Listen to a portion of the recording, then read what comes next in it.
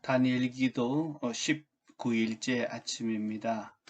하나님께서 이 아침에 우리의 마음에 찾아오셔서 평화를 주시고 주님과 동행하는 복된 하루가 되도록 인도해 주실 것을 믿습니다. 기도하겠습니다. 하나님, 다니엘 기도회가 이제 막바지로 향하고 있습니다. 마지막에 주님과 더 친밀해지게 하시고 오늘도 주님의 음성을 듣고 그 말씀에 순종하며 사는 자 되게 하옵소서. 예수 그리스도의 이름으로 기도하옵나이다. 아멘. 창세기 5장 21절에서 24절입니다. 에녹은 65살에 무두셀라를 낳았다. 에녹은 무두셀라를 낳은 뒤에 300년 동안 하나님과 동행하면서 아들, 딸을 낳았다. 에녹은 모두 365년을 살았다. 에녹은 하나님과 동행하다가 사라졌다. 하나님이 그를 데려가신 것이다. 오늘 말씀 묵상입니다. 동행의 축복입니다. 오늘 말씀은 무려 300년 동안 하나님과 동행했던 한 사람을 소개하고 있습니다. 에녹입니다. 에녹은 하나님과의 동행을 통해 하나님을 기쁘시게 하는 자라는 인정을 받았습니다. 하나님을 기쁘시게 하는 동행의 축복은 무엇일까요? 첫째, 하나님과의 동행은 어떻게 시작될까요? 하나님과 동행이 시작되려면 하나님과 분명한 만남이 있어야 합니다. 하나님과 만남이 없다면 동행은 불가능합니다. 설령 만났다고 해도 다 동행하는 것도 아닙니다. 만남이 의미 있는 동행으로 계속 이어지려면 소통이 되어야 합니다. 소통이 잘 되면 동행은 이어지고, 하지만 소통이 끊어지면 동행도 중단됩니다. 동행하려면 만나야 하고 소통이 지속되어야 합니다. 우리가 먼저 질문해 봐야 합니다. 나는 인격적으로 하나님을 만났습니까? 예수님을 인격적으로 만났다면 예수님을 나의 구원자로 주인으로 인정하고 고백합니다. 예수님은 죽음과 삶의 문제를 해결할 구원자입니다. 예수님은 내 인생의 주인이십니다. 라고 고백할 것입니다. 오늘도 이렇게 고백하고 시작하십시다. 자, 그렇다면 하나님과 소통을 하고 계십니까? 어떻게 우리가 소통을 할 수 있을까요? 하나님과의 소통하는 방법을 알아야 합니다. 소통을 하려면 말이 통해야 합니다. 말이 통한다는 것은 대화가 이루어지는 것을 의미합니다. 대화가 잘 이루어지려면 먼저 상대방의 말을 잘 들어야 합니다. 우리가 하나님의 음성을 잘 들으려면 성경을 읽어야 합니다. 왜냐하면 성경은 하나님이 누구인지를 계시할 뿐더러 우리를 향한 당신의 뜻과 마음을 잘 말씀해주고 있기 때문입니다.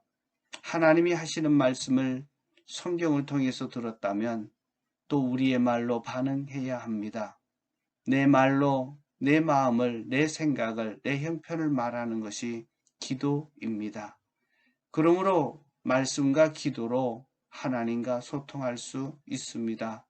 말씀을 읽고 기도하는 것은 종교적인 행위가 아니라 주님과 인격적으로 소통하는 일입니다. 셋째, 동행의 목적은 무엇일까요? 동행하면 숙명적으로 닮습니다. 부부가 서로 동행하면 닮듯이 하나님과 동행하면 우리는 하나님을 온전히 닮게 됩니다. 하나님을 세상에 그대로 보여주는 하나님의 형상으로서의 회복이 이루어집니다. 세상 사람들은 동행하는 우리를 통해 하나님이 어떤 분인지를 알게 될 것입니다. 동행하면 생각과 마음과 행동이 일치됩니다. 곧 하나님이 만세전에 가졌던 이 세상을 향한 소원과 계획이 우리의 삶을 통해, 동행의 삶을 통해 온전히 성취됩니다.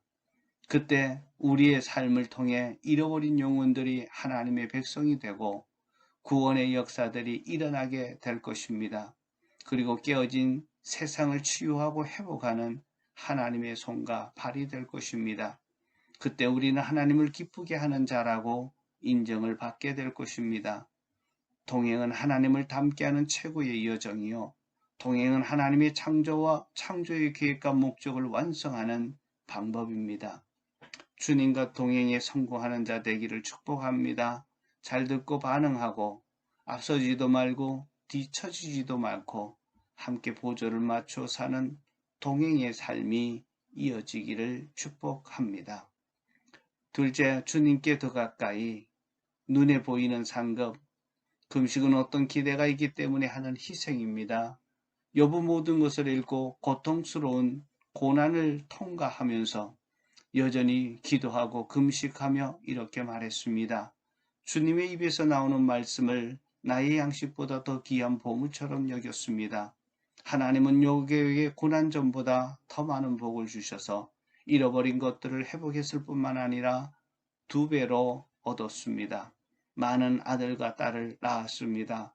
하나님은 욥의 인생에 엄청난 복을 부어주셔서 누구에게나 욥이 하나님께 복받은 사람임을 알게 하셨습니다. 금식은 우리의 삶 속에서 빈곤을 끊어버립니다. 요엘서 2장 15절 16절에 보면 백성들의 기근과 가난할 때 가난 때문에 주님께 바칠 것이 없었습니다. 그러나 하나님은 시온에서 나팔을 불고 거룩한 모임을 갖고 금식을 선포하라고 명령했습니다. 그들이 금식을 마친 후에 성전의 제단에는 보리, 올리브 오일 등 추수한 곡식들이 넘쳐났고 백성들은 다 배부르고 만족했다라고 성경은 기록합니다. 주님은 금식하며 기도한 사람에게 큰 재정적인 축복도 허락하십니다. 금식이 우리의 라이프 스타일이 될 때 가난은 더 이상 우리의 라이프 스타일이 되지 않습니다. 하나님은 건강과 치유도 또한 금식에 따라온다고 말씀합니다. 그리하면 내 빛이 새벽 햇살처럼 비칠 것이며 내 상처가 빨리 나을 것이다. 금식은 우리를 겸손하게 하고 우리의 마음속에 있는 쓴마음과 용서치 못하는 마음을 버리도록 돕습니다. 금식은 오장육부를 쉬게 해주므로 사실은 건강에 도움을 줍니다. 금식은 우리의 영혼의 근원까지 대청소해 주므로 마음이 회복되므로 결국 육신도 건강하게 됩니다. 금식은 또한 성적인 중독이나 마귀의 조종을 극복하도록 돕습니다. 죄의 사슬을 끊어줍니다. 마태복음 17장 21절에는 예수님은 아무리 기도해도 나가려 하지 않았던 고집스러운 귀신은 오직 기도와 금식 외에는 이런 유가 나가지 않는다고 말씀하셨습니다. 포르노 중독, 간음, 우상숭배, 그 모든 것 뒤에는 그것을 조종하는 영이 있습니다. 악마의 영이 사람들을 마치 줄에 매달린 인형처럼 조종하는 것입니다. 금식은 성 중독, 포르노 중독, 간음, 우상숭배, 욕정 이 모든 것의 견고한 진들을 무너뜨립니다. 하나님께서는 사단의 발명품에 의해 중독되고 파괴져 버린 자녀들을 결코 포기하지 않고 표적으로 삼고 계십니다. 요엘서에서 하나님은 거룩한 금식을 하라고 선포합니다. 그런 다음에 내가 모든 사람에게 나의 영을 부어주겠다. 너희의 아들, 딸을 예언하고 노인들은 꿈을 꾸고 젊은이들은 환상을 볼 것이다. 많은 경우 하나님의 상은 금식이 끝난 다음에 주십니다. 때때로 하나님은 기도 중에도 주시기도 합니다. 셋째, 오늘의 기도입니다. 하늘의 뜻이 이루어지는 기도. 우리 다 같이 한 목소리로 읽겠습니다. 아버지께서 이 땅의 모든 역사를 하늘에서 주관하고 계심을 감사드립니다. 내 삶 속에 당신의 온전함과 보배롭고 원대한 소원과 계획이 있음을 감사드립니다. 매일의 삶 속에서 말씀과 기도와 교회를 통하여 아버지의 뜻을 알게 하소서. 내 뜻이 아닌 아버지의 뜻대로 순종하며 살아가는 지혜와 믿음과 의지를 주소서. 주여 속히 주의 뜻이 하늘에서 이루어진 것 같이 이 땅에서도 이루어지게 하옵소서. 예수님의 이름으로 기도합니다. 아멘. 네 번째, 오늘의 할 일입니다. 아침에 말씀 묵상 중 은혜 받은 구절과 소감을 올리고 다른 사람이 올린 글에 격려와 응원을 합니다. 오늘 하나님과 동행을 선포하고 주님의 시각으로 세상과 사람을 보고 주님의 마음으로 사람을 돕고 치유하고 깨어진 세상을 회복하는 일에 참여합시다. 오늘 5가지 감사와 내일 1가지 소원을 저녁에 단톡방에 올리십시다. 기도하겠습니다.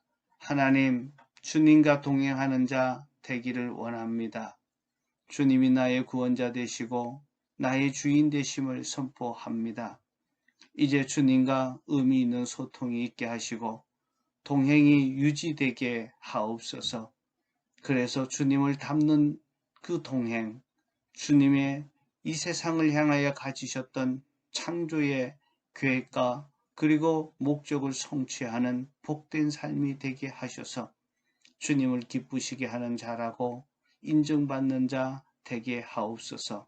오늘도 주님과 동행하는 기쁨, 동행에서 오는 그 놀라운 은혜를 마음껏 만끽하며 살 수 있게 도와 주옵소서. 예수 그리스도 이름으로 기도하옵나이다. 아멘. 계속해서 기도하실 분들은 오늘 주님과 동행하는 것 또 생각하시면서 동행하는 승리와 기쁨이 있으시기를 축복합니다.